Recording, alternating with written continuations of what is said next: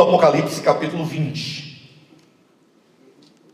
Quero ler com os irmãos versículos 7 a 10. Quando, porém, se completarem os 1000 anos, Satanás será solto da sua prisão e sairá a seduzir as nações que há nos 4 cantos da terra, Gog e Magog, a fim de reuni-las para a peleja. O número dessas é como a areia do mar. Marcharam então pela superfície da terra e sitiaram o acampamento dos santos e a cidade querida. Desceu, porém, fogo do céu e os consumiu. O diabo, o sedutor deles, foi lançado para dentro do lago de fogo e enxofre, onde já se encontram não só a besta, como também o falso profeta, e serão atormentados de dia e de noite pelos séculos dos séculos. Bem, estamos tratando acerca do reino milenar, não é? E nós estamos enfatizando o reino milenar enquanto a última das 4 dispensações que Deus estabeleceu na sua economia, com o fim de concluir o seu supremo propósito. Por isso nós falamos nas mensagens anteriores, talvez nas 4 mensagens anteriores, salvo engano, que durante o reino milenar, os crentes, os filhos de Deus, eles ou estarão durante o milênio sendo galardoados, recebendo uma recompensa, um prêmio, ou estarão sendo disciplinados. Então, no que diz respeito à igreja de Jesus Cristo, o reino milenar tem esse aspecto essencial, esse aspecto fundamental. Poderíamos até fazer uma pergunta de efeito: onde você passará o milênio? Onde você passará o milênio? Você estará reinando com Cristo sobre nações? Ou você estará sendo disciplinado pelo Senhor durante esse período? E a pessoa pergunta: ora, mas e como é que eu sei de fato onde eu passarei? Aí tudo vai depender da sua resposta ao Evangelho. Não é da sua resposta ao Evangelho no sentido de quem quer aceitar a Jesus, não. É a resposta que você dá ao convite de Cristo, para que você não somente creia nele, mas para que você o siga os seus passos, para que você se torne um discípulo dele. Então, o fato é, todo aquele que crer em o nome de Jesus Cristo, recebe o poder para ser feito o seu filho. É uma questão orgânica e é uma questão definitiva, é uma questão que é realizada uma só vez. Então a pessoa creu no Evangelho, tornou-se filho de Deus. É um fato espiritual. Agora, Jesus olha para esse grupo de filhos e ele faz um convite: quem quer vir após mim? Aquele que ama seu pai, sua mãe, seu filho, sua mulher, ou a si mesmo, mais do que a mim, não pode ser meu discípulo. Então, qual é a condição que a Escritura nos mostra para que alguém seja filho de Deus? A condição para que alguém seja um filho de Deus. João Evangelho, capítulo 1, versículo 12. Mas a todos quantos o receberam, deu-lhes o poder de serem feitos filhos de Deus. Então, quando você crer no Evangelho, essa é a condição: você se torna filho. Pronto, eu criei, sou filho. E agora, essa filiação é uma filiação eterna. Ou seja, nada pode me desfiliar, porque essa filiação é orgânica, acontece no espírito humano. Agora, qual é a condição para que nós nos tornemos discípulos de Cristo?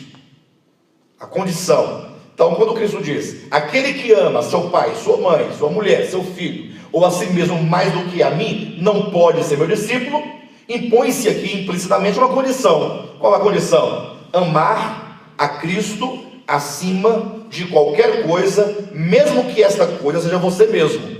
É o amor a Cristo que nos move a segui-lo.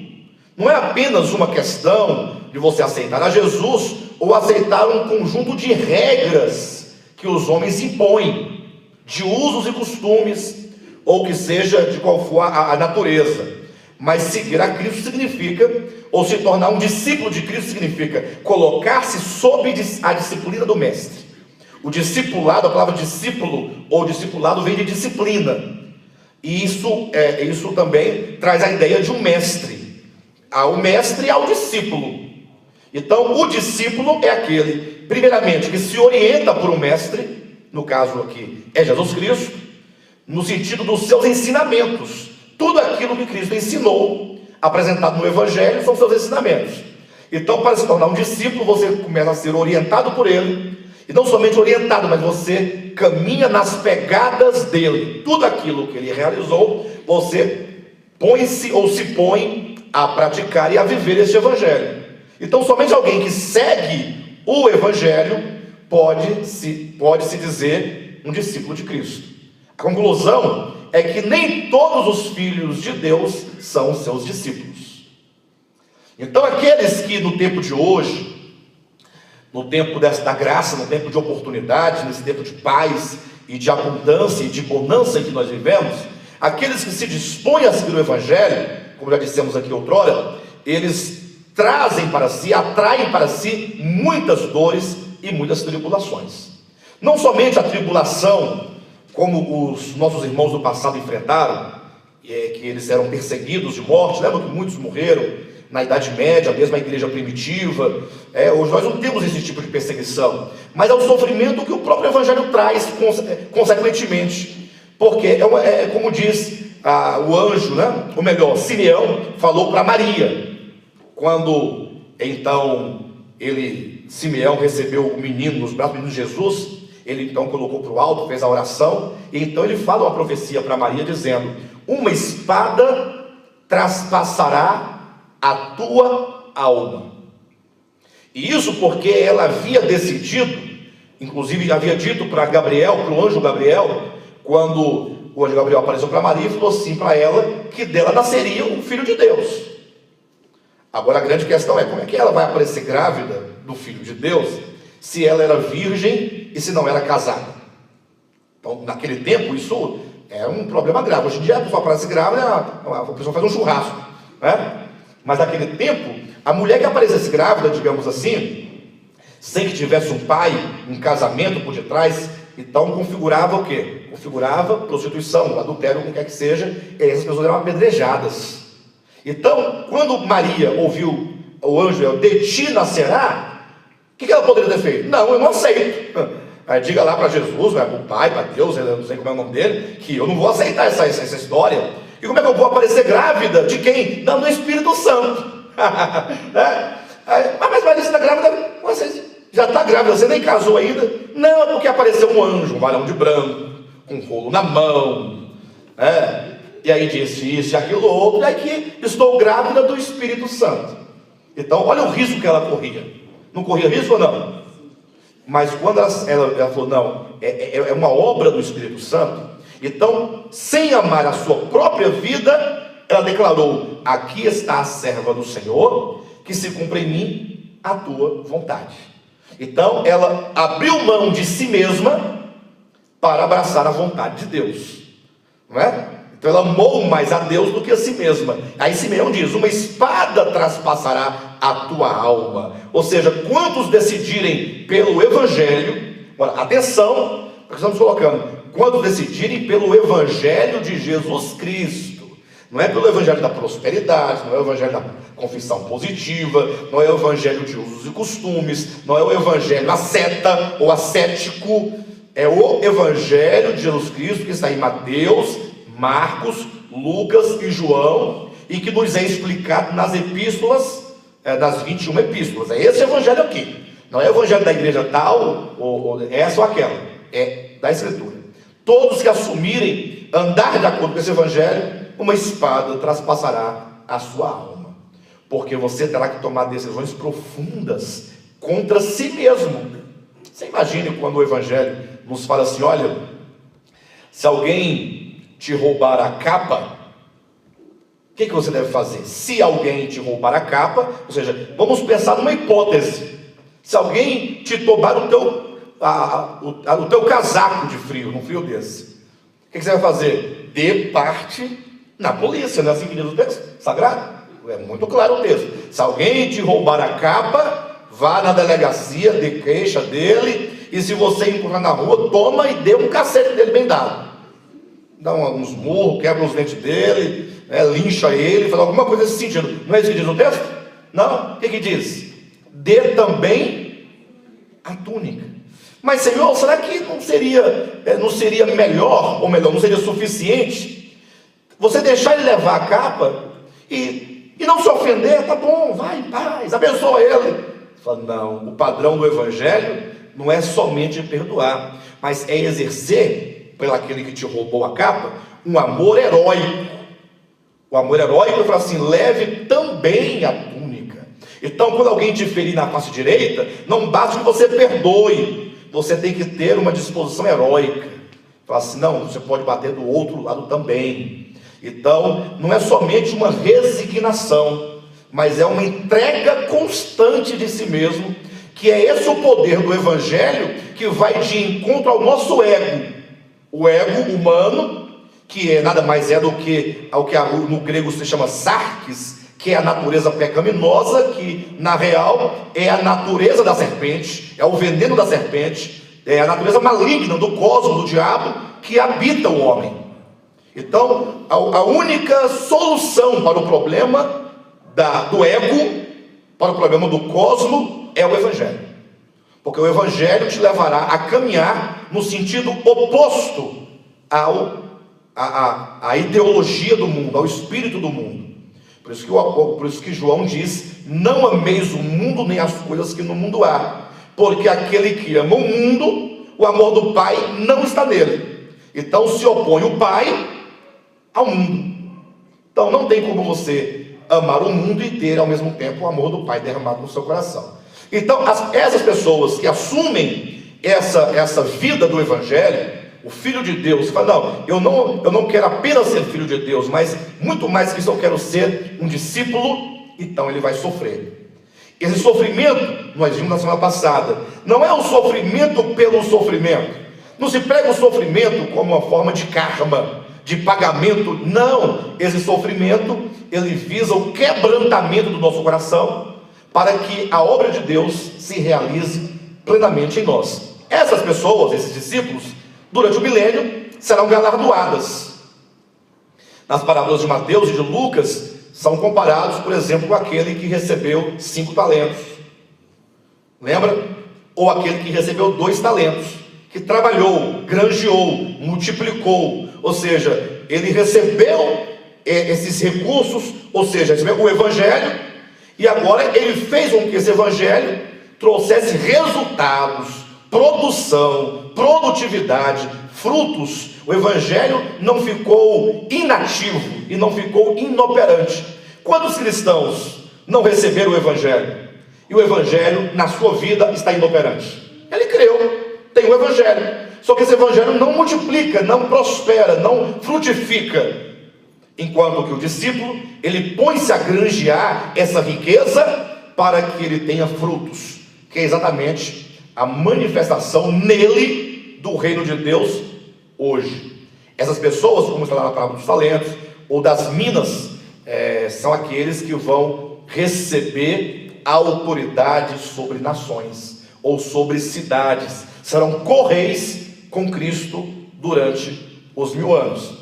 Ao passo que aqueles que, sendo filhos de Deus, não se submeteram a esse tratamento, não se colocaram na posição de discípulo, porque amaram mais a glória do homem do que a glória de Deus, porque amaram mais a si mesmo do que a Cristo, porque se submeteu muito mais àqueles que estavam em volta de si do que ao próprio Evangelho, porque preferiu um caminho largo, um caminho fácil. O que é o caminho fácil? Se a salvação ela é gratuita, não é assim que diz a Bíblia? Pela graça sois salvos mediante a fé, isso não vem de vós, é dom de Deus, não de obras para que ninguém se glorie, não é verdade? Sim ou não? Se hoje ela é gratuito, por que a Bíblia nos fala de um caminho estreito e de uma porta estreita?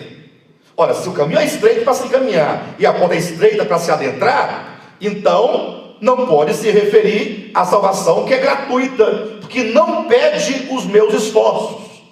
Deve se referir à entrada do reino de Cristo, sobretudo na sua manifestação, conforme o próprio Evangelho de Mateus capítulo 11, versículo 12, diz que o reino dos céus é tomado por esforço, e aqueles que se esforçam se apropriam dele. Interessante, né? Pegar aqueles que se esforçam, para o esforço aqui, é aqueles que usam de violência entrarão nele.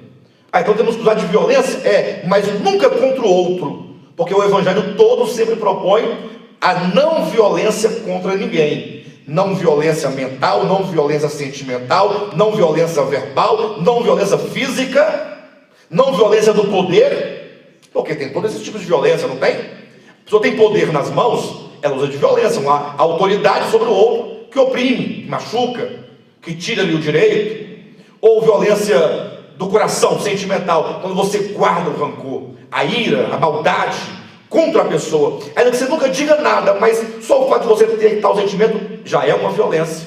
Ou uma violência verbal, quando você usa os seus lábios para pronunciar juízos contra as pessoas, falar mal das pessoas, é um tipo de violência. Então o evangelho prega sempre, nunca há nenhum tipo de violência.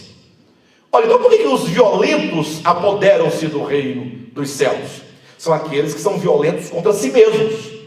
Se o teu olho direito te faz pecar, arranca, olha a violência aí. Se a tua mão direita te faz pecar, corta. Não é isso mesmo? Não é uma violência? Mas cuidado, não é uma violência física, não é para você cortar o seu braço, nem arrancar o seu olho. É aquela violência que você então, ao compreender o evangelho e se posicionar ao seu lado, você então estará indo de encontro a você mesmo.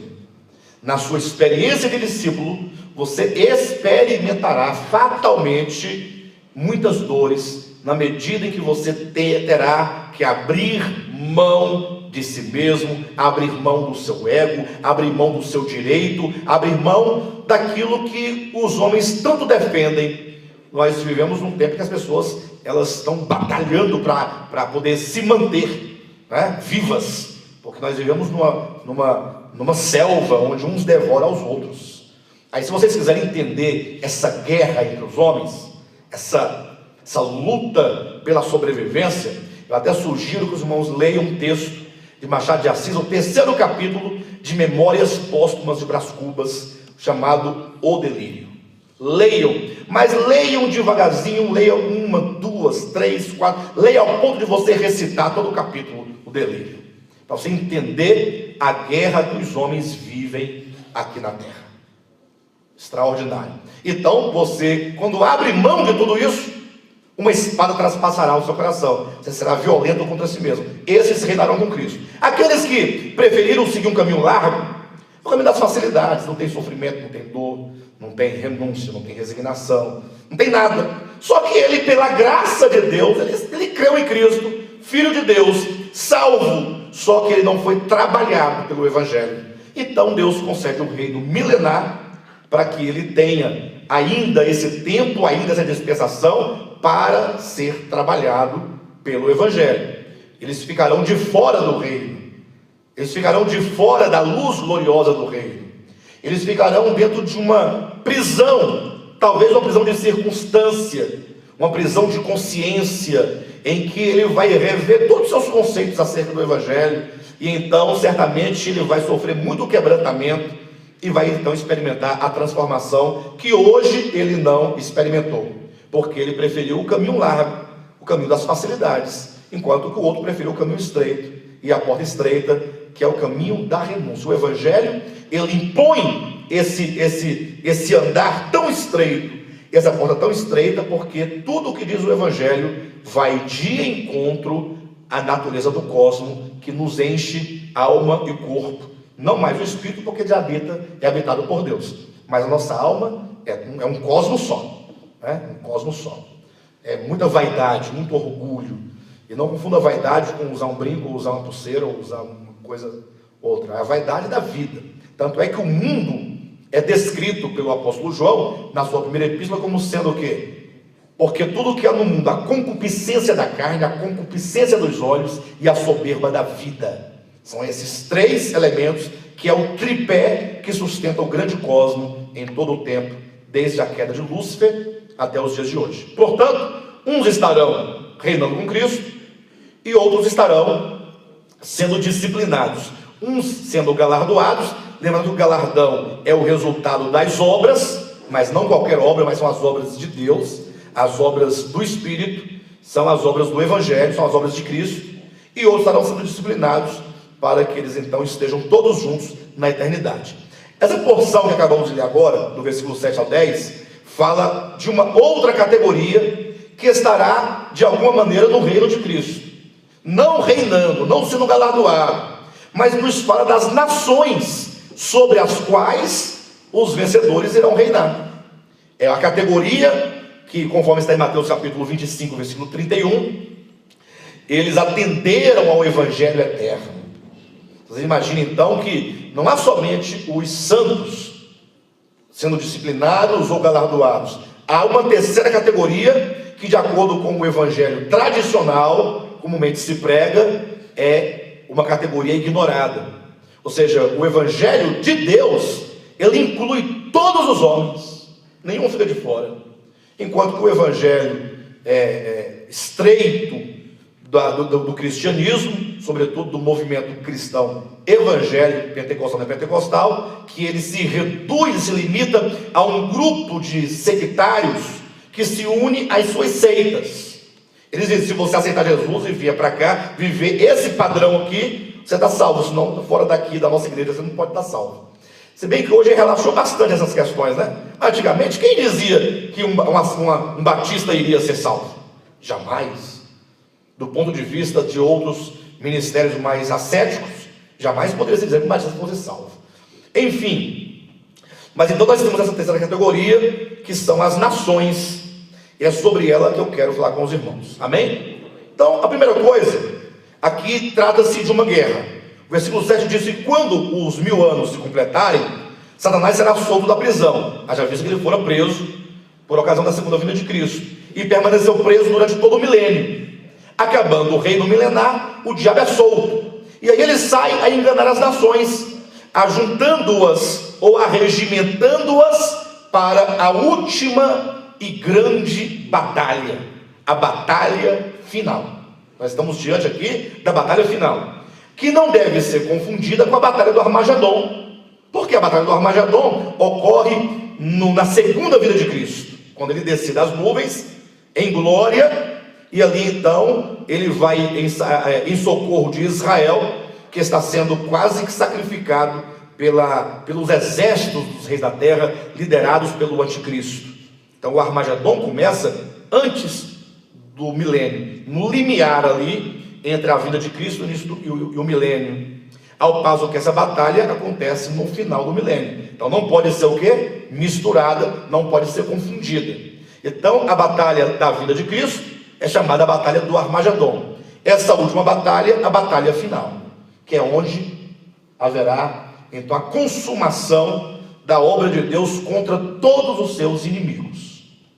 Bem, corrigido aqui o entendimento, ou melhor, para não confundir com a outra batalha, há alguns que, ao lerem esse texto, sobretudo o versículo 8, que diz que o diabo, Satanás, sairá a seduzir as nações que há nos 4 cantos da terra, Gog e Magog, a fim de reuni-las para a peleja. O número dessas é como a areia do mar. Aí, logo as pessoas pegam aqui Gog e Magog, como se fosse um tema. E aí eles começam agora a procurar quem são essas nações que se chama aqui Gog e Magog, que será reunida para a grande peleja dessa batalha final. Aí são inúmeras as interpretações, e há uma muito prevalecente, que eles entendem que essas nações Gog e Magog, eles dizem, baseado numa compreensão equivocada de Ezequiel capítulo 38, eles acham que é a Rússia e algumas nações aliadas, porque lá no capítulo 38 de Ezequiel fala de uma coalizão de nações. Em nenhum momento nós temos ali a Rússia, efetivamente, mas como é dito que o Gog, ele é príncipe de Ros, e no hebraico é Rosh, então esse nome parece Rússia, olha como fica legal. Aí a pessoa vai nesse ritmo fonético, né? Aí fala: não, aqui nós temos a Rússia.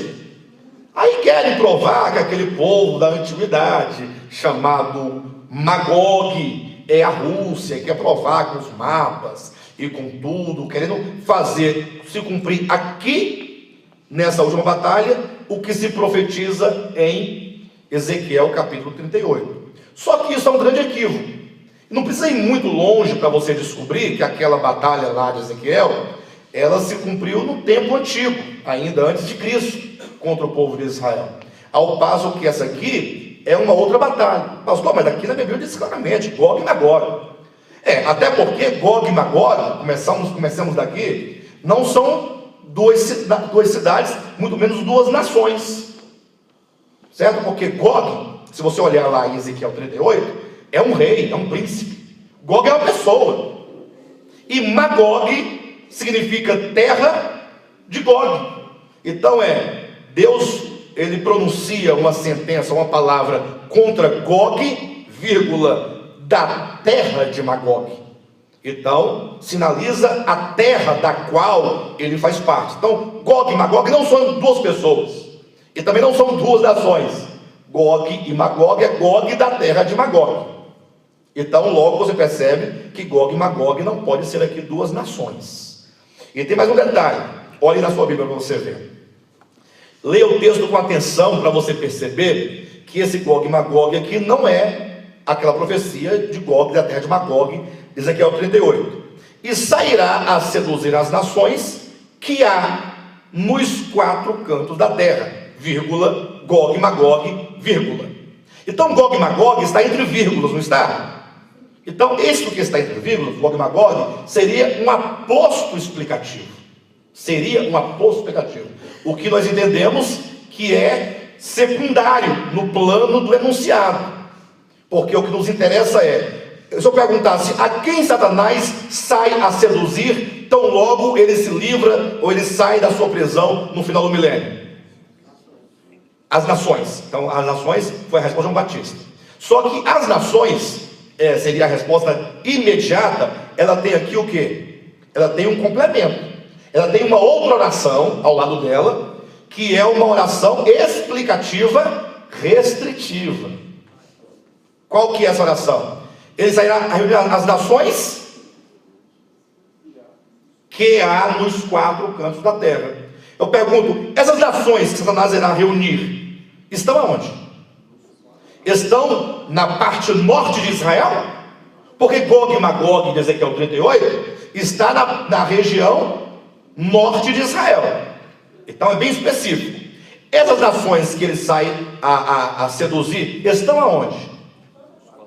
São as nações que estão nos quatro cantos da terra. Ou seja, ele sairá a reunir todas as nações da terra, porque ele sai a seduzir as nações que estão onde? Nos quatro cantos, norte, sul, leste, oeste, de toda a terra. Portanto, ele sairá a seduzir as nações que estão na terra, vírgula. Aí vem Gog e Magog, como tentando explicar algo acerca dessas nações. Então, ao se fazer a leitura do texto, nós temos que ir estabelecendo os marcos do texto, que são as colunas do texto. Então, primeiro tem a informação: Satanás será solto. Essa é uma informação, certo? Lógico, solto da sua prisão, que ele fora preso no início do milênio. 2. Quando ele será, no início do milênio, né? Quando ele será solto? Ao se completar os 1000 anos. Você vai colher as informações, e você tem que não somente colher, mas você deve considerar. Não basta você ler o texto e fechar a Bíblia e começar a falar acerca do texto que você quiser falar. Não, você tem que reproduzir o texto no seu falar. Você pode expandir, mas sempre você tem que respeitar a autonomia do texto. Então eu tenho: o diabo será solto no final do milênio, e ele então sairá a fazer o quê? Ele irá seduzir as nações, enganar as nações. Ele vai tentar tocar na carne das nações para tentar gerar uma rebelião, uma outra e uma nova rebelião dessas nações. Segundo, e quem ele sairá a seduzir? As nações. Mas não é as nações, não é qualquer nação, são as nações que estão nos quatro cantos da terra. Isso já desclassificou Gog e Magog, enquanto nações literais da antiguidade. Porque se você achar que Gog, rei de Magog, seja uma nação, ainda que, conforme Ezequiel 38, uma coalizão, porque ali incluiria Gog e Magog, né? desculpe-me, ali incluiria Magog, a nação de Gog, e toda uma coalizão de outras nações, como a Armênia. Bem, ali tem vários nomes lá, não vou citar porque não precisa agora. Perfeito? Por todos os efeitos, aqui diz que essas a quem ele irá seduzir são as nações que há nos 4 cantos da terra, e portanto está se referindo nunca a uma nação no extremo norte de Israel, mas em toda a terra. A essas nações ele chama de Gog e Magog. E aí vem a pergunta para o Josué: o que quer dizer Gog e Magog em relação às nações que há nos 4 cantos da terra?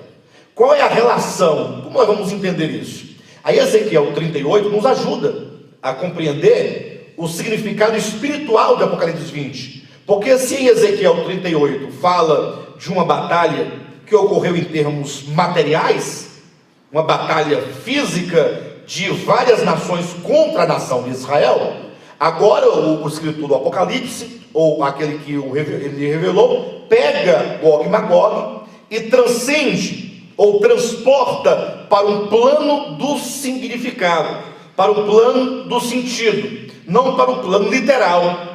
Assim como Armagedon no Apocalipse não é um lugar físico, porque havia um campo de Armagedon, né? Na região lá do Oriente, que foi um lugar onde muito sangue foi derramado, porque muitas batalhas aconteceram lá. Quando chega no Apocalipse, querendo falar de uma batalha que ocorrerá aos pés do Monte das Oliveiras, ela é chamada de a Guerra do Armagedon. Mas não é considerada no Armagedon, é chamada de Armagedon, porque o Armagedon era um lugar onde muitas batalhas foram travadas e muito sangue foi derramado. Então agora Armagedon torna-se, no plano do significado, um símbolo de batalha, de sangue. Guerra do Armagedon no Apocalipse não quer dizer que ela ocorrerá naquele campo, mas quer dizer que tanto sangue quanto será derramado nessa batalha. O mesmo acontece com Gog e Magog. Fala de inimigos do povo de Israel da antiguidade, que agora são citados aqui por uma razão muito simples. Se você pegar Ezequiel capítulo 38, vai falar de Gog, da terra de Magog, vai mostrar como que ele batalhou contra o povo de Deus, fazendo uma coalizão de várias nações. Se você pegar ali todas as nações, nós não faremos isso agora por causa do tempo, mas em casa você vai pegar as nações citadas ali em Ezequiel 38, e você logo perceberá que aquelas nações ali citadas, elas são citadas originalmente em Gênesis capítulo 10. E são elas então as nações provenientes de 2 dos 3 filhos de Noé, Sem, Cã e Jafé. No caso, as nações que ali estão fazendo uma grande coalizão com Magog são nações que são descendentes de Jafé e de Cã. O que significa que os semitas que vêm de Sem, eles não estão aqui. E não estão em Ezequiel 38. Ora, o que isso significa? Então vamos pensar um pouco sobre isso. Nós entendemos exatamente por que as nações que há nos 4 cantos da terra são aqui chamadas espiritualmente de Gog e Magog. Quantos estão entendendo o raciocínio? Estão entendendo todos?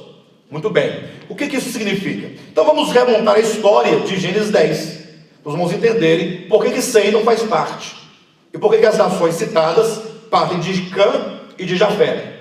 Então vocês imaginem, Deus criou o homem, Gênesis capítulo 1 e capítulo 2. No capítulo 3 o homem caiu, houve a queda. E aí Deus então caminha com essa humanidade caída até que ponto? Até o dilúvio. No dilúvio Deus dá um basta nos habitantes da terra, coloca um ponto final, preservando apenas 8 pessoas numa arca, né? Por ocasião do dilúvio restaram Noé, sua mulher, seus 3 filhos, com as suas 3 noras. Então nós temos aqui 3 filhos com 3 noras, são 6, com Noé e sua mulher, 8 pessoas foram salvas através da água. Então quando Noé sai da arca, Noé, sua mulher, 3 filhos e 3 noras, ali é um novo começo. Então a Bíblia estabelece um começo novo, em que Deus agora vai caminhar com aquele povo, porque ali para trás ele encerrou uma humanidade, e começa uma nova humanidade com Noé, não é isso? Começou. Então nós temos 3 filhos de Noé, e portanto, e com 3 noras, que daqui sairão as nações do mundo. Eles vão se multiplicar e a crescer, não é isso mesmo? E isso vai até onde? Qual é o próximo marco do livro de Gênesis? Depois do dilúvio, nós vamos até a Torre de Babel. Atenção, quando chega na Torre de Babel, Deus então começa uma nova etapa em Abraão. Uma nova etapa. E dali então vai seguir uma linhagem de Sem, a linhagem dos semitas, que vão levar até o Cristo de Deus. Se Abraão se retira daquele meio, para começar uma linhagem de Sem, reza do lado de cá, os filhos de Sem, de Cã e de Jafé, que tem aquela grande rebelião da Torre de Babel, não é isso? Então, o que nós temos em Cã e Jafé? As nações que deles são produzidas, são as nações que se rebelam contra Deus. Portanto, nós temos um mundo gentílico.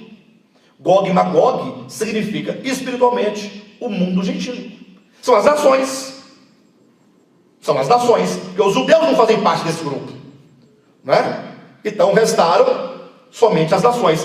Gog e Magog, portanto, significa aqui as nações que há nos 4 cantos da terra, portanto, o mundo gentílico. E aqui está o grande segredo dessa porção. Interessante, se lá em Gênesis capítulo 11 e capítulo 12, Deus deixa o mundo gentílico para seguir com Abraão numa nova direção, e lá houve a grande rebelião da Torre de Babel, houve ali aquela rebelião, aquela repulsa contra Deus, aquele abandono a Deus. Agora, neste momento, nós vamos ter um momento bem semelhante, mas é como que Deus desse a esse mundo que outrora se rebelou uma nova oportunidade. Ou seja, agora, depois que essas nações experimentaram o governo de Cristo, depois que essas nações elas ouviram o Evangelho, porque o Evangelho fora pregado para essas nações por meio do povo de Israel durante o milênio, então agora elas não podem dizer mais que agora elas são inocentes. Então agora elas já participaram do governo de Cristo e já ouviram o Evangelho pregado pelos judeus a elas durante o milênio. Então agora, quando o diabo sai, ele torna a seduzir essas nações para irem de encontro a Deus novamente. Mas se lá em Babel eles se rebelaram contra Deus para fugir de Deus e viver sem Deus, agora eles se rebelam contra Deus, agora eles querem destruir a cidade de Deus, o acampamento dos santos e a cidade querida que é Jerusalém. Eles querem destruir, querem vencer para que eles prosperem e o reino de Deus desapareça da face da terra. Imagine só que situação. É por isso que esse texto então ele ganha essa importância. Então leia comigo. E sairá a seduzir as nações que há nos 4 cantos da terra, Gog e Magog, o mundo gentílico, a fim de reuni-las para a peleja. O número dessas o quê? Dessas nações é como a areia do mar. E mais uma vez, portanto, diz que essas nações não é Gog e Magog, enquanto 2 nações, como querem alguns, mas o número das nações é como a areia do mar, ou seja, é muito maior do que Magog de Ezequiel 38, ou não é maior? É muito maior. Então, receba a ideia de que Gog e Magog, ele deve ser compreendido espiritualmente e não literalmente ou materialmente.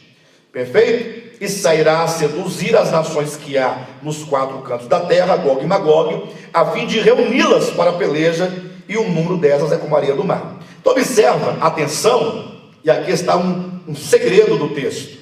A gente vai lendo o texto, a gente vai ignorando o que é muito mais importante e vai ficando só na superfície. Observa que o texto não diz que Gog e Magog se rebelou contra Deus, ou diz? Até aqui diz o quê? Que o Satanás sairá a quê? A seduzir. Então não diz que ele seduziu. Ele sairá a seduzir as nações que há nos 4 cantos da terra. Ou seja, essa é a finalidade dele: seduzir todas as nações que espiritualmente se chamam o quê? Gog e Magog. e nos diz que o número dessas nações que o diabo intenta seduzir é como a areia do mar. Aí eu pergunto, nesse versículo diz que as nações se rebelaram? Que todas as nações se rebelaram? Diz que Gog e Magog se rebelaram? Não diz. Entenda que Gog e Magog é um aposto explicativo de nações. As nações que há dos 4 cantos da terra, vírgula, explica. Gog e Magog, fecha a vírgula, prossegue o texto. Então, as nações que estão na terra são chamadas de Gog e Magog. E que o diabo intenta seduzi-las, a todas elas. Ele tenta seduzir essas milhares de nações, porque o número delas é incontável, é como a areia da praia do mar. Aí vem uma pergunta, pastor, mas e aí? Quantos então de Gog e Magog, isto é, das nações de toda a terra, o mundo gentílico, quantos irão se rebelar? Bem, a rebelião não se dá por nação, a rebelião se dá por indivíduo. A pergunta dele não é são quantas nações se rebelarão, mas quantas pessoas ou indivíduos das nações do mundo inteiro há de se rebelar. Como é que eu sei disso? Quem sabe? Como é que eu sei disso? Que não são nações que se rebelarão, mas são indivíduos de diversas nações que há de se rebelar. Eu ontem à noite comi um chambaril, era 00:30 por aí, com muita pimenta, estava tão gostoso, eu comi 2 pratadas, até pequei. Aí fui dormir com o bucho muito cheio. Aí tive um sonho em que um varão me falava: olha, não são nações que irão se rebelar, mas são indivíduos. O que os irmãos acham disso? Foi assim que aconteceu? Não, querido, não é assim que Deus revela. Esse sonho de barriga cheia, esse arrebatamento, esse estado de consciência, quando a pessoa está em coma, isso tudo é coisa da cabeça do povo. A nossa segurança é a Escritura. O próprio texto dirá que, ainda que o diabo saia a seduzir nações, ele conseguirá seduzir indivíduos. Quando diz que o número dessas é como a areia do mar, cuidado, não é o número de nações que se rebelaram. Não, olha para o texto. Aqui diz que, vamos colocar por proposição. Você pega o versículo, separa as proposições e aí você não terá dúvida. Então, versículo 8: Satanás sairá a seduzir as nações. Primeira proposição. Eu pergunto: a quem o diabo sairá a seduzir? Aqui diz que ele seduziu? Ele sairá a seduzir, é o objetivo. Essas nações, como diz aqui, são as nações que estão no oriente de Israel. Onde estão essas nações? Nos 4 cantos da terra. É a segunda proposição. A primeira é: o diabo, Satanás, sairá a seduzir as nações. Segunda proposição: essas nações estão nos 4 cantos da terra, não no extremo oriente de Israel. Estão nos 4 cantos da terra. 2, terceiro, essas nações são chamadas espiritualmente de Gog e Magog, porque quando você remonta a origem material e literal de Gog e Magog, você perceberá que Gog e Magog, lá em Gênesis capítulo 10, ela constitui, partindo de Cã e de Jafé, os 2 filhos de Noé, tirando Sem, o mundo gentílico que se rebelou contra Deus na Torre de Babel, e que agora, portanto, novamente o mundo gentílico estará diante do Eterno, de seu propósito, para saber: vocês irão se rebelar ou não irão se rebelar? Vocês já viram o governo de Cristo sobre a terra? Já ouviram o Evangelho? E agora? É um segundo momento, diferente do primeiro, da Torre de Babel, porque agora eles têm conhecimento da verdade. Esse foi o terceiro, Quarto: quantas são essas nações que estão nos 4 cantos da terra e que espiritualmente se chama Gog e Magog? Então o número das nações é como a areia da praia do mar. Não é o número de nações que se rebelou, porque até agora não houve rebelião alguma. Há apenas uma intenção da parte do maligno de seduzir essas nações, cujo número é como a areia da praia do mar e que espiritualmente se chama Gog e Magog. Agora eu quero saber, pastor, quantos ou quantas dessas nações irão se rebelar? De acordo com o versículo 9, versículo 9, Muito bem. Isso. Marcharam então pela superfície da terra e sitiaram o acampamento dos santos. Opa, volta aqui, desculpe-me. Versículo 8. E sairá sobre as nações que estão na terra, Gog e Magog, a fim de reuni-las. Reunir quem? As nações, para a peleja. O número dessas é como a areia do mar.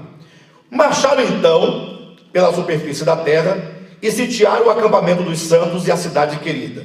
Desceu, porém, fogo do céu e...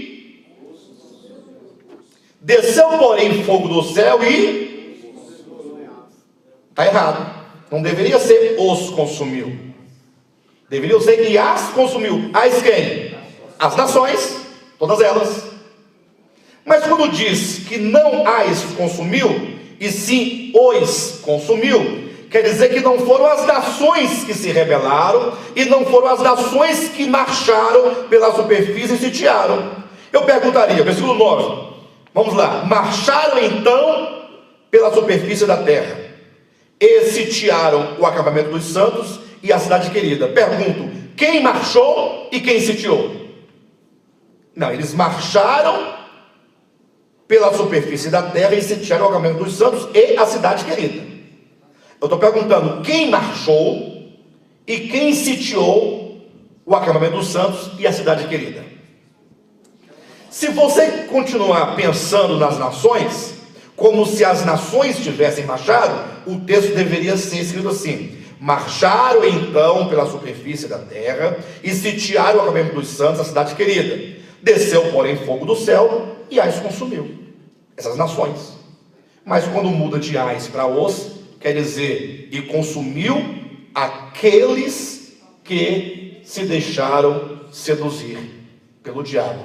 E então consumiu os. Esse os, pronome.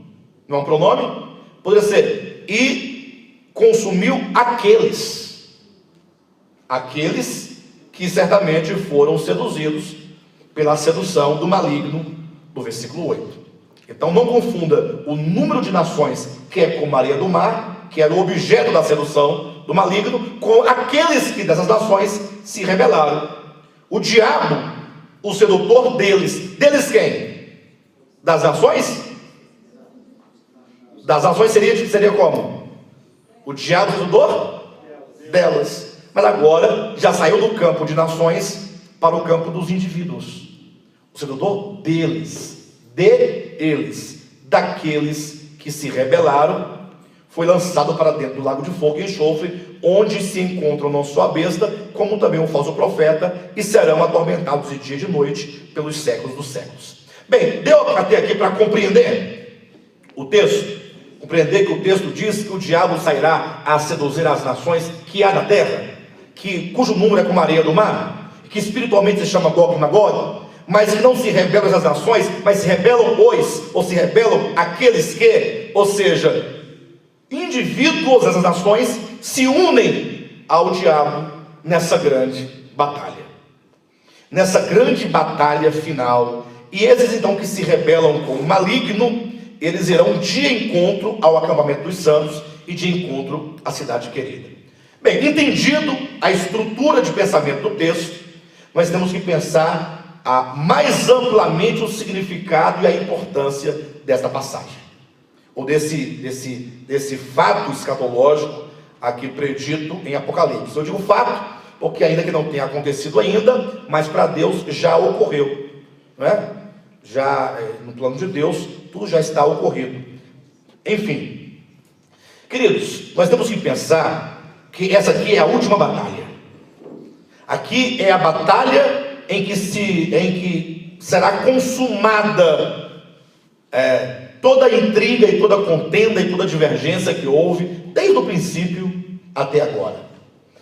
Nesse sentido, então, nós chegamos no ponto em que Deus haverá de banir o mal será destruído. Observa que é dito que desceu fogo do céu e os consumiu. Os consumiu quem? Consumiu os que se rebelaram. Quanto ao diabo e o sedutor deles, que está aqui como ele foi lançado para dentro do lago de fogo, onde já se encontra a besta do falso profeta. Então nós temos aqui a grande batalha, e Deus então destruindo os homens perversos e maus e lançando no lago de fogo Satanás, que é o grande sedutor da humanidade. Estamos aqui, portanto, no limiar de uma nova era. Cuidado com a expressão nova era, porque os crentes, eles ouvem essa expressão nova era de uma maneira muito negativa, por causa da nova era, essas coisas espiritualistas que falam que é contra Deus. Mas nova era no sentido de um novo tempo, de um novo momento, entenda isso, né? Não queira me condenar por essa expressão, porque é a expressão legítima naquilo que ela significa. Estamos aqui no limiar do que acontecerá no capítulo 21. Vi novo céu e nova terra. O que é novo céu e nova terra? É um novo momento. A partir de agora, o pecado e o mal está totalmente banido. Tanto é que o versículo 15 do capítulo 20, que é o finalzinho do juízo final, é dito: e se alguém não foi achado inscrito no livro da vida, esse foi lançado para dentro do lago de fogo. E aqui eu quero convidar os irmãos a pensarem um pouco comigo, porque quando se fala de lago de fogo, logo as pessoas pensam numa tortura eterna. Sim, uma tortura eterna, como que Deus tivesse criado um lago, mas não de água, de fogo. Você imagina um lago de fogo? Quem já parou para pensar num lago de fogo? Lago pressupõe água, de água, né? Só que Deus resolveu colocar fogo no lugar de água, porque na água vai ficar nadando, já não é bom, né? Nadando, mergulhando, tal, tomando banho de sol, né? Mas não, preferiu colocar um lago de fogo. Aí as pessoas geralmente tomam essa figura e pensam que Deus tenha criado um lago de fogo para que o diabo, seus anjos, os demônios e os homens maus que se rebelaram contra Deus fiquem pegando fogo dentro desse lago a vida inteira. Dizem que essas pessoas jamais morrerão, porque o argumento é que as almas são eternas, que as almas não podem morrer porque elas são imortais, elas não perecem jamais. E aí, com isso, não somente as almas seriam imortais, como também o próprio diabo seria imortal, como os demônios seriam imortais, e os anjos caídos seriam imortais nesse sentido. E não somente os anjos, os demônios e os homens imortais, mas até os vermes são colocados como imortais, porque vão tomar de Mateus capítulo 10, a ideia de que no Giena, que não é lago de fogo, mas eles confundem tudo, é tudo misturado. É dito que há um fogo lá, onde o fogo não apaga e o bicho não morre, os gusanos não morrem. Você imagine, o diabo imortal, não é isso? Os anjos caídos, imortais. Os demônios, imortais. Os homens, imortais. E os vermes, imortais.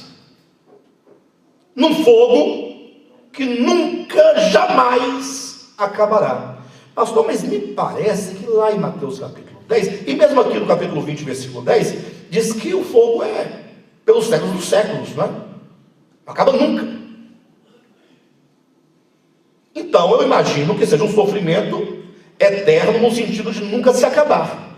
Bem, mas se o diabo é imortal, atenção, se os demônios são imortais, os anjos caídos são imortais, se os homens são imortais e mesmo o verme é imortal, então o que significa esse texto aqui? Abra comigo a sua Bíblia em 1 Timóteo capítulo 1, versículo 9 e 10. O que significa esse texto aqui?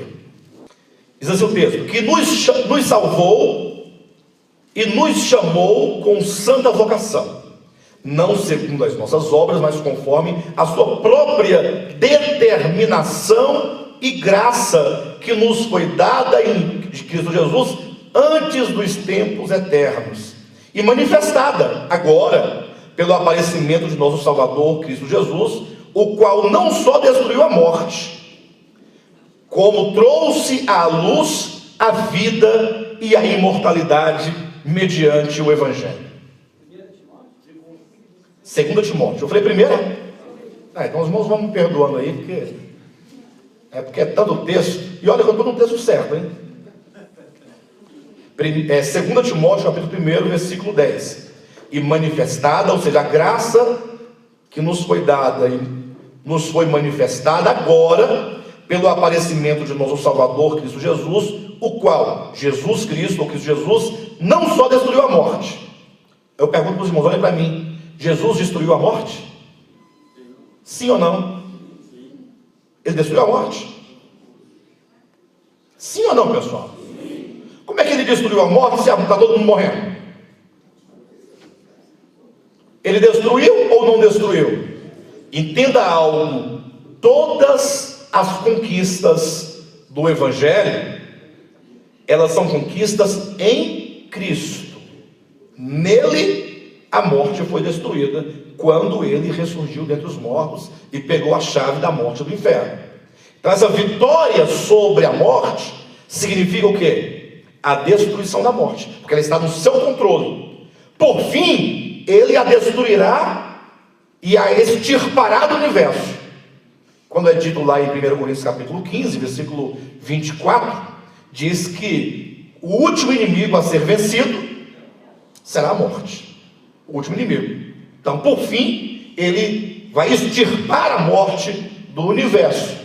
Enquanto que na sua ressurreição, ele venceu a morte e ele destruiu a morte nele, em si. Alguma dúvida disso? Tanto é que em 1 Coríntios capítulo 15, no mesmo capítulo que diz que ele destruirá a morte afinal, extirpará do universo, é dito que então, quando isso acontecer, quando então os santos experimentarem a vida de ressurreição, então se cumprirá a palavra que está escrita: tragada foi a morte pela vitória. Então, dizer que a vitória, que é Cristo, em ressurreição, tragou a morte, isso será cumprido no universo, somente por ocasião da última trombeta. Então cumprir-se-á a palavra que está escrita: tragada foi a morte. Somente quando os santos eles entrarem completamente na vida de ressurreição, plena, espírito, alma e corpo, é que a morte será extirpada do universo. Enquanto isso, a morte está aí, porém em Cristo, vencida e destruída. Então, quando diz aqui que Cristo Jesus, a sua graça nos foi manifestada agora, pelo aparecimento de nosso Salvador Cristo Jesus, o qual não só destruiu a morte, então nele, ele destruiu a morte, não destruiu? Nele. Então onde é que a morte está destruída? Em Cristo. Fora de Cristo a morte ainda há. O qual não só destruiu a morte, como trouxe à luz. Ou seja, havia bênçãos que estavam guardadas e não foram ainda trazidas ao nosso conhecimento. Trouxe à luz o quê? A vida e a imortalidade. Quem trouxe à luz a vida e a imortalidade? Jesus. Mediante o quê? Mediante o quê? Mediante o... então a vida e a imortalidade são bênçãos de quê? Quem são esses que recebem tais bênçãos do Evangelho? A vida e a imortalidade. A imortalidade é de todos. De quem é a imortalidade? É uma bênção do Evangelho, dada àqueles que creem no... Por que o diabo seria imortal? Por que os demônios seriam imortais? Por que os homens perdidos seriam imortais? Se a imortalidade é uma bênção do Evangelho. A não ser que eles recebam o Evangelho, jamais terão a imortalidade como um dom e como uma conquista e como uma bênção do Evangelho de Jesus Cristo. Portanto, a imortalidade é uma bênção dada somente aos que têm o Evangelho, e portanto o diabo, seus anjos, os demônios, os homens maus e rebeldes, muito menos os vermes, jamais poderão ter vida, ter imortalidade. Portanto, eles são o quê? Mortais. Essa graça é a graça do Evangelho de Deus. Do Evangelho de Deus. Perfeito? Do Evangelho. Quantos forem alcançados, todos todos que estiverem eternamente, que todos quando subsistirem e passarem por Apocalipse 20 e chegar a Apocalipse capítulo 21, uma nova terra, seja em qual for a condição, são conquistas do Evangelho. Não haverá ninguém lá que não seja do Evangelho. Todos. Perfeito? Muito bem, queridos. Então, sabemos então que a imortalidade, ela é uma bênção, é uma conquista do Evangelho. O que significa que Satanás, os demônios, os anjos, os homens perdidos, não podem ter a imortalidade. Se eles não têm a imortalidade, porque não têm o Evangelho, eles são imortais. Então quem foi que disse que o homem é imortal? Quem disse que o homem é imortal? Pastor, mas é porque o texto me parece, aqui ele diz que é pelos séculos dos séculos. Isso aí dá a ideia de eternidade, de tudo. Bem, então mesmo no Apocalipse aí, abra sua Bíblia no capítulo 19, versículo 3. Não, vamos ler o versículo primeiro, do 1 ao 3. Vamos ver se você interpreta essa porção do mesmo jeito que você interpreta a outra aqui de Apocalipse capítulo 20. Depois dessas coisas, ouvi no céu uma grande voz de numerosa multidão dizendo: aleluia, a salvação e a glória e o poder são do nosso Deus, porquanto verdadeiros e justos são os seus juízos, pois julgou a grande meretriz que corrompia a terra com a sua prostituição, e das mãos dela vingou o sangue dos seus servos. Segunda vez disseram: aleluia, e a sua fumaça sobe pelos séculos dos séculos. E agora? Quando o Senhor julgar a grande Babilônia, Ele vai queimá-la. Não é isso que diz o texto? Ele vai destruir a cidade. E diz que a sua fumaça sobe pelos séculos dos séculos. Como é que será isso? Quando o Senhor destruir o grande império do anticristo, a fumaça vai subir pelos séculos dos séculos? Sim ou não? Sim ou não, pessoal? O que o texto diz? Que a sua fumaça sobe pelos séculos dos séculos. Sobe ou não sobe? Mas como é que a fumaça do Império Romano, a sede do anticristo, vai subir a fumaça pelos séculos dos séculos? Se lá em Apocalipse capítulo 20, versículo 11, diz assim: vi um grande trono branco e aquele que nele se assenta, de cuja presença fugiram os céus e a terra, e não se achou lugar para eles. Se os céus e a terra vão desaparecer da presença de Deus, e não se achará no universo lugar para os céus e a terra, como é que a fumaça do império do anticristo subirá pelos séculos dos séculos? É possível isso?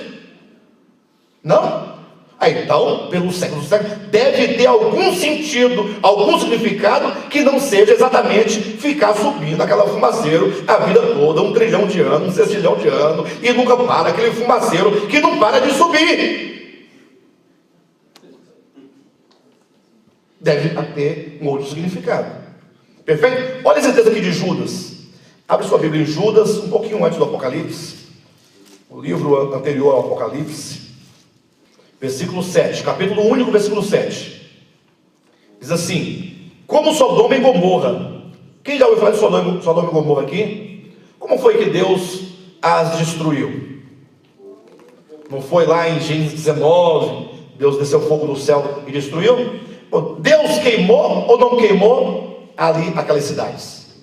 Então, como Sodoma e Gomorra e as cidades vizinhas, que havendo-se entregado à prostituição como aqueles, seguindo após outra carne, são postas para exemplo do fogo eterno, sofrendo punição.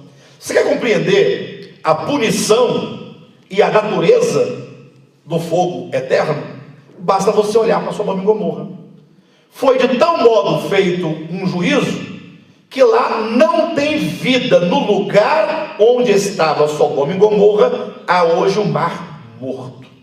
Eu sei que os homens querem irrigar o mar morto, querem ressuscitar o mar morto, só que isso não acontecerá, exceto quando a terra for restaurada, conforme as profecias de Ezequiel.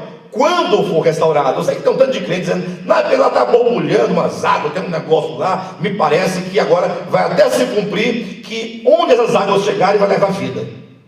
Mas não é assim. O mar morto, sim, ele vai ter vida, só que será durante a restauração de todas as coisas. Ainda mais que Ezequiel fala de um mar morto que será transformado em vida, e que quando ele tocar vai levar vida. Isso é um sentido espiritual, demonstrando como que o Senhor transforma a morte em vida. É o poder de mudança, poder de mudança de natureza.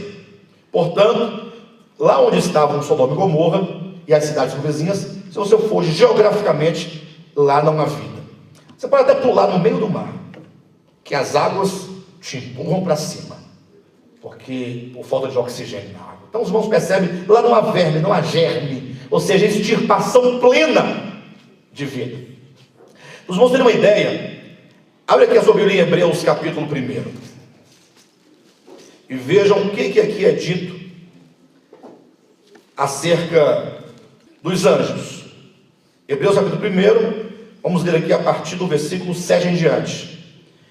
Ainda quanto aos anjos diz, a pergunta é, o que Deus diz acerca dos anjos? Dos anjos.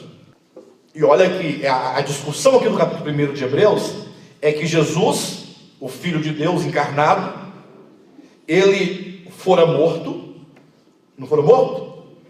E então ele foi o quê? Ressuscitado. Observe só para os irmãos terem a ideia do significado disso. O versículo 5 de Hebreus 1 diz assim: pois a qual dos anjos disse jamais, tu és o meu filho, eu hoje te gerei? Então, alguma vez Deus disse a algum anjo, tu és o meu filho, eu hoje te gerei? Nunca Deus disse isso. Ora, ele disse isso para quem? Olha, para Jesus Cristo. Quando foi que ele disse isso? Por ocasião da ressurreição. Você pode pegar lá Salmo de número 2, e então comparar com Atos capítulo 13, versículo 30, 31 e 32, que é no momento da ressurreição, quando o Filho de Deus sai em ressurreição, é quando Deus fala, tu és o meu filho, eu hoje te gerei. Ou seja, jamais Deus disse para anjos que eles eram o quê? Eternos ou imortais. Porque isso ele disse para quem? Para o Filho, que tendo entrado na morte, sai da morte em ressurreição. Quando ele sai em ressurreição, tu és meu filho, eu hoje gerei, portanto tu és eterno, tu és imortal. E outra vez, eu lhe serei pai, e ele me será filho. E novamente, atenção, ao introduzir o primogênito no mundo. Quando diz ao introduzir o primogênito no mundo, está nos situando no momento em que isso aconteceu. Quando o verbo se fez carne, João 3,16, porque Deus amou o mundo de tal maneira que deu seu filho unigênito. Então na encarnação ele é o filho único. Ele é o filho único. Esse filho único só será filho primogênito quando ele passar pela morte, e aí virá a ressurreição, e é com a morte e a ressurreição que ele gera muitos filhos. E esses muitos filhos de Deus, que foram feitos filhos de Deus pela morte e ressurreição do Filho, é que faz do Filho unigênito ser o Filho primogênito. Quando diz, e ao introduzir o primogênito no mundo, isto é, por ocasião da ressurreição, ele se torna o primeiro, entre muitos, porque antes só tinha ele. Agora, com a morte e a ressurreição, muitos filhos são gerados. Então, se há muitos filhos, o único se torna agora o primeiro. Portanto, ao introduzir o primogênito, nos situa por ocasião da ressurreição. O que ele diz? E novamente, ao introduzir o primogênito no mundo, diz. Esse advérbio novamente quer dizer, ele disse, quando Cristo ressuscitou, tu és meu filho, eu o gerei, e novamente ele diz, todos os anjos de Deus o adorem. Ele sai em ressurreição, ele sai em imortalidade. Ali quando o homem, atenção, quando o homem Jesus sai da sepultura em ressurreição, ali o homem, humanidade, sai em imortalidade. A imortalidade como sendo o benefício, o resultado do Evangelho. Aquele homem, eu falo da humanidade gerada em Maria, ao sair em ressurreição, ele sai em imortalidade. E agora o versículo 7 diz, ainda, ou seja, quando ele diz novamente, quando ele diz ainda, essas expressões vão adicionando as coisas que foram ditas acerca do Filho quando ele nasceu. Não foi? Quando ele se encarnou. Não, quando ele ressuscitou, pessoal. Atenção. Ainda, quanto aos anjos diz. Agora vai comparar. Se ele não disse aos anjos, tu és meu filho, eu hoje te gerei. Então o que ele diz acerca dos anjos? Se ele não declara a imortalidade, se ele declara a imortalidade do filho, então o que ele declara aos anjos? O tema aqui é imortalidade e, portanto, mortalidade. Sim ou não? Os irmãos conseguem compreender o que eu estou dizendo, irmãos? Eu não sei, é porque assim, é uma exegese muito profunda. Porque geralmente se lê essa porção, só um pouquinho, meu querido, e as pessoas não entendem o que cada palavra significa. Então, olhe para o texto de Hebreus, novamente. Vamos observar isso aí. Versículo 5. Pois a qual dos anjos disse jamais? Ou seja, ele nunca disse isso a nenhum anjo. Tu és meu filho, eu hoje te gerei. Já houve algum momento em que Deus dissesse isso para algum anjo? Tá. Quando diz eu hoje te gerei, certamente isso aqui é uma referência, não é? A Salmo número 2, não é isso? Versículo 7. Tá certo, irmãos? Tu és meu filho, eu hoje gerei. É uma profecia que se anuncia em Salmo capítulo 2, versículo 7. Agora, quando foi esse momento? Tu és meu filho, eu hoje te gerei. Atos capítulo 13, versículos 30 e 31 e 32, ou 31 e 32.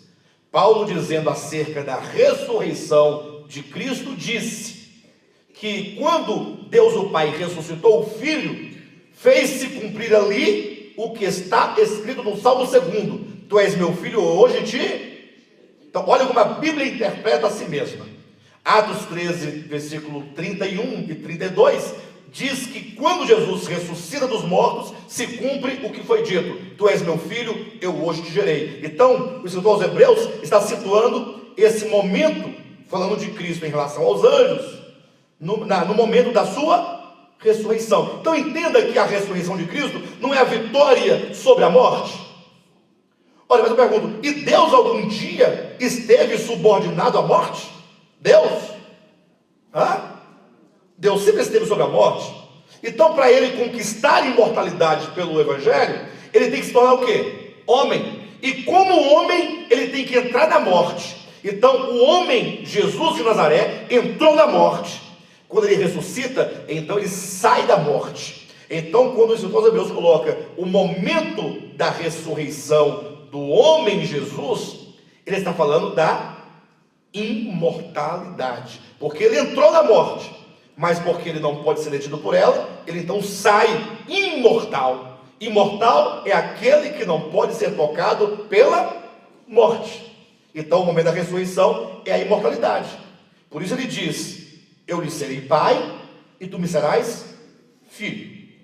Então isso jamais foi dito acerca dos anjos, jamais foi dito de imortalidade a anjos.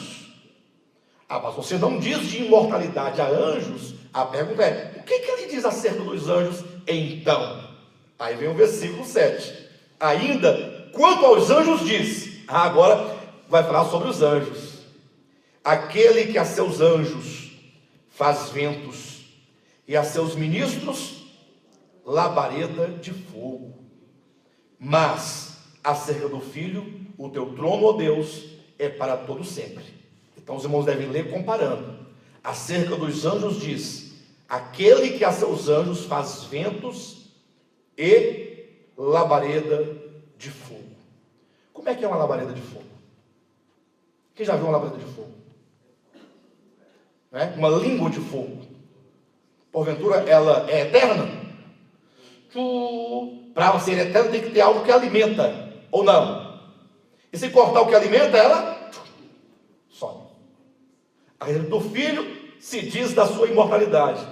A respeito dos anjos fala o quanto eles são temporais. E o versículo 8 diz: mas acerca do Filho, esse mais quer dizer, diferentemente do vento e da labareda de fogo, o trono do Filho é para todo sempre. Percebe que está dizendo de perpetuidade, continuidade, imortalidade, eternidade, numa relação de oposição à temporalidade e mesmo mortalidade de anjos? Ou seja, os anjos que não caíram, eles até que poderão viver para sempre, desde que o fôlego que os alimenta permaneça soprando. Ou seja, não são imortais, eles estão numa condição de viver enquanto a vida neles soprar. Não são imortais, porque o imortal, ele diz, sou imortal, mas o outro não. Ele não sendo mortal, ele pode até existir e viver, desde que o sopro de vida o mantenha vivo. Porque se retirar esse fôlego de vida, ou que seja aquilo que os alimenta, é como uma labareda de fogo. Você pode ligar um fogo na sua casa, você coloca até uma chama de fogo, não tem? Aquele fogo ele só pode existir enquanto houver o gás. Quando o gás acaba, a chama faz o quê? Então, você pode pensar no bujão da sua casa, no fogão da sua casa, e pensar nos anjos. Toda vez que você ligar uma chama na sua casa, sobretudo quando estiver acabando o gás, ela vai ficando pequenininha. Isso são os anjos. Existirão enquanto Deus desejar. Portanto, em natureza, eles não são imortais. Olha o versículo 10. Ainda. Então, veja como o autor aqui de Hebreus, ele vai colocando um tanto de textos e de fundamentos e de bases para provar a eternidade e imortalidade do Filho, opondo tudo isso à mortalidade e não eternidade de anjos. Ainda. No princípio, Senhor. Então, o Pai disse ao Filho, no princípio, vírgula, Senhor. O Senhor aqui é vocativo. Portanto, está dizendo, Senhor. O próprio Pai chama o Filho de quê? Senhor. No princípio, Senhor. Lançaste os fundamentos da terra. Tu lançaste os fundamentos. Quem lançou os fundamentos da terra? O Senhor, que é o Filho. E os céus são obras das tuas mãos. Quem foi que lançou os fundamentos da terra? Foi o Filho. E quem foi que estendeu os céus? Eles, céu e terra, perecerão. Olha. E tu, porém, permaneces. Então, continua mostrando a eternidade e imortalidade do Filho, eternidade em relação ao ser divino, Logos, imortalidade enquanto homem, enquanto verbo encarnado. Eles perecerão, céus e terra. Então, mais uma vez, compara a temporalidade, a fugacidade de céus, terras e anjo em relação ao Filho. Tu, porém, permanece. Sim, todos eles envelhecerão qual veste, também qual manto os enrolarás, e como vestes serão igualmente mudados. Tu, porém, és o mesmo, e os teus anos jamais terão. Quando diz tu és o mesmo, é uma referência à natureza divina do Logos. Nunca muda. E os teus anos jamais terão fim. Colocou para o plano do tempo, portanto, o homem Jesus. Ele é imortal. Nunca terá fim os seus anos, os anjos. Ora, a qual dos anjos disse jamais: assenta-te à minha direita, até que eu ponha os teus inimigos por estrado dos teus pés? Tomamos esse texto para demonstrar como que a Escritura, ao falar de anjos, não lhes imputa imortalidade, ou não lhes confere imortalidade, não lhes comunica imortalidade, até porque a imortalidade é uma bênção, é uma bênção, né? Do próprio Evangelho, uma bênção própria do Evangelho. Perfeito? Então, jamais podemos pensar que esse fogo, já são 5:10, não estava nem olhando, né? Seja um fogo no sentido de queimar para sempre, para as eternidades, sem fim. De modo então que o lago de fogo, ele vem a significar o quê? Nunca mais você vai pensar em lago de fogo como se Deus tivesse feito um caldeirão cheio de fogo para punir os homens, para que em vez em quando ele vá lá olhar. Eu falei para vocês, não se converteram. Eu avisei, agora é tarde demais. Aí eu vou cantar com os meus anjinhos lá. Aí canta, glória, glória a Deus. Passa um cestilhão de anos, lá vai Deus não. Como é que está a situação aí? Eu avisei para vocês, nunca pense dessa maneira.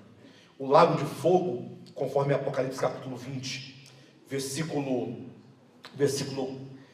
14, então a morte e o inferno foram lançados para dentro do lago de fogo. Esta é a segunda morte, o lago de fogo. A primeira morte é apenas o desligamento da alma e do espírito do corpo, e eles continuam a existir no plano espiritual, enquanto o corpo desaparece. A primeira morte não é a morte real. A primeira morte é a morte do corpo. Agora, a morte da alma e do espírito, assim como morreu o corpo, é a segunda morte. O que implica que corpo, alma e espírito, por fim, sofrerá a morte. O corpo, morte física, alma e espírito, morte eterna, que é a segunda morte. Então, o lago de fogo, nesse sentido, não significa exatamente um Deus mau, um Deus irado, um Deus caprichoso, que só porque você não quis me seguir, então eu vou arrumar um lugar ruim para você ficar. E aí Jesus fala: se vós que sois maus, nós somos bons ou maus? Se vós que sois maus, sabeis dar boas dádivas aos vossos filhos, você imagine o Pai Celestial. Por isso que por muito tempo o cristianismo conferiu ao Pai a imagem de um velho rabugento, irado, nervoso, que fica com um olhão desse tamanho em cima das crianças. Cuidado, mãozinha no que pega, o Salvador do céu está olhando para você. Está criando medo. Uma vez uma criancinha, a mãe levou ao dentista. Aí está lá sentado, na sala de espera. Aí a criancinha estava observando que tinha um crucifixo, uma imagem, né, de uma cruz e um crucificado lá, todo ensanguentado, magrelo. Aí ele curioso falou: mamãe, quem é aquela pessoa que está ali? Meu filho, é Jesus Cristo. Aí ele falou assim: bem feito. Bem feito. Quem mandou você ficar? Ou seja, que impressão você tinha de Jesus? De uma coisa ruim, uma coisa má. Pastor, mas o lago de fogo, então, o que é? É uma das grandes demonstrações do amor de Deus. Porque o lago de fogo vai ser o momento que Deus vai banir de todo o universo o mal, para que apenas o bem permaneça. Ou seja, ele está extirpando aquilo que faz o universo sofrer, aquilo que causa dor, aquilo que causa lágrima, aquilo que causa sofrimento, aquilo que gera rebeliões, tudo aquilo que é negativo, que é fruto de um coração que se opõe a Deus. O lago de fogo, enquanto a segunda morte, será o banimento e a extirpação plena de todo o mal, inclusive da origem de todo o mal, que é Satanás. Amém, queridos?